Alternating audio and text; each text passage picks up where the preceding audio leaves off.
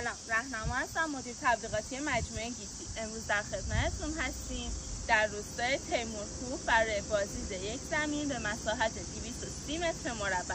بریم که بازدید داشته باشیم.